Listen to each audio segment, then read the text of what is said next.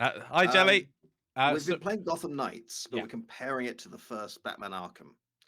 Although, quick point of trivia, and Mikey knows the answer for this. So ask us in chat, what is the greatest Batman movie of all time? I do know I'll this. I'll give you a little time to type that in while we keep talking. There is a correct answer to this. I don't answer questions that don't have correct answers. I do. There is a manifestly correct answer to this. Um, And you'll love it. I don't know.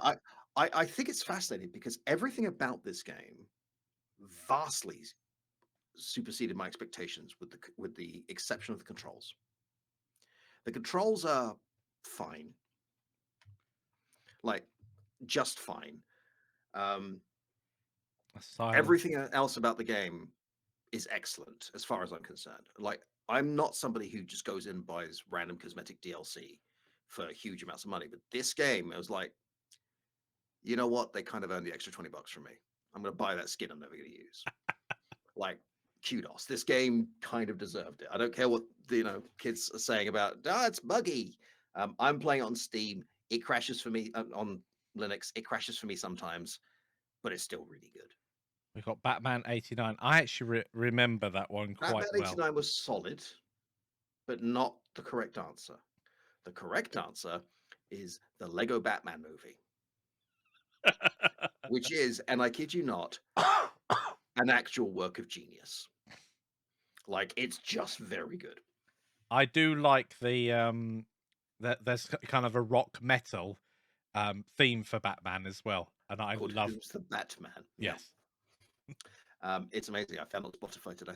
Um, so yeah, I think it's fascinating because if you don't pay attention to the controls, if you get rid of inertia, if you get rid of animation lock, so you can't do X while you're doing Yeah.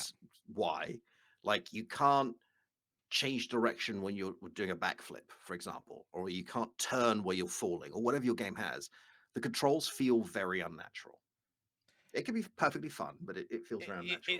That's very interesting because I would, if I was looking at a game being played, that's different to playing the game. So sometimes if you're watching a playthrough and someone's jumped up in the air and then they turn 90 degrees and attack someone, they do a physically impossible move. But my word, when you're actually playing a game and you can pull off moves like that, you feel pretty badass. You feel like, You do. You feel like a very naughty donkey. but yeah, you know what I mean.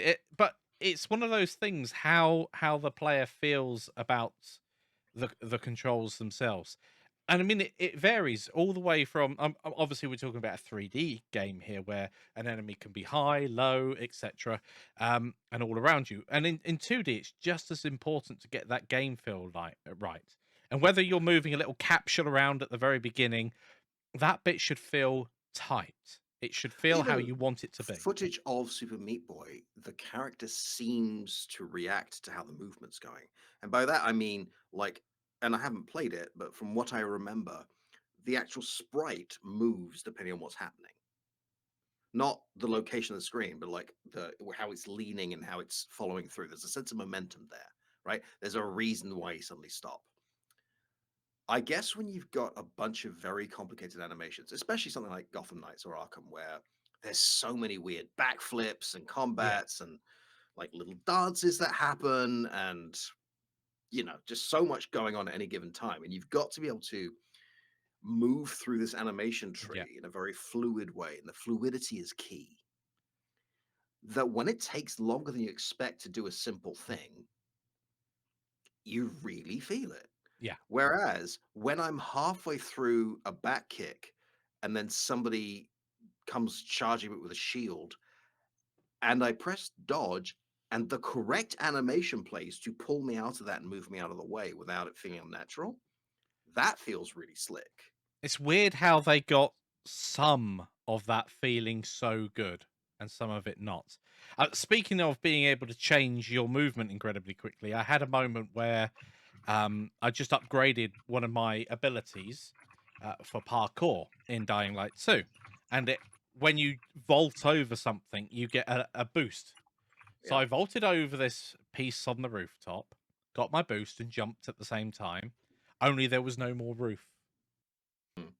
And in that game, you go where physics takes you. Yep. And that was, you see, that I wasn't angry at the game for. I felt like that was in 100% my agency. I ran and vaulted off of a roof essentially, and I chuckled because that is funny. I'm currently thinking of like, because you mentioned speedrunners, which feels very tight, but actually there's a bunch of things in speedrunners where you have a lot less control over, right? Hmm. When you're falling, you can grapple. I think you can change how lefty righty you go. I might be wrong on that. I can't remember the specifics now. It's been a while. When you slide, you feel like you're sliding. Like you actually get a lot less control over it than you do on something else. I I guess I'm struggling because it's such a nebulous feeling, right? It's a vibe. The character feels sluggish. Character clearly isn't sluggish, but feels it. I suppose if we go back to Mag Racer, so Wipeout esque game that we were working on a couple of years back, the Which had an interesting design problem, which I think is going to lead to what you're talking about. so it didn't feel like it was on rails. It felt like Speedboats in Space Simulator. It felt Right. like because it was physics based. If you went into a corner really quick whilst floating, you power slid around the corner essentially. It was worse than that. I was the only one who could finish a course. Like you could do 2 laps out of 3 comfortably. But I'd spent day in, day out writing this thing because I had written an anti-grav, zero friction, high speed racer where you're going at 800 kilometers an hour. And And it turns out that's really hard. one of the things that that we got from that was to actually ask students to play the game and friends and family to play the game because it became very apparent things like people were expecting there to be a reverse, and there isn't a reverse on these. They're Mm. floating, so you just have to turn and then off you go again. And it's interesting, and I think having your game being tested early on is really, really important when it comes to the movement. Are people getting stuck? Because But when you're again, writing it there, yourself, because with Mag Racer, the feedback we were getting was to do with how it felt, right? yes, We then had to translate to see what the issue was. For example, when people take the first corner at speed, they always round into the wall and they're like, the turning doesn't work. Turning works fine, but yeah, what's happening is your momentum is still going that way. So you're having to use air brake to slow down here and boost to go that way, which just isn't intuitive for these no, games. You're expecting Wipeout, and Wipeout is on rails.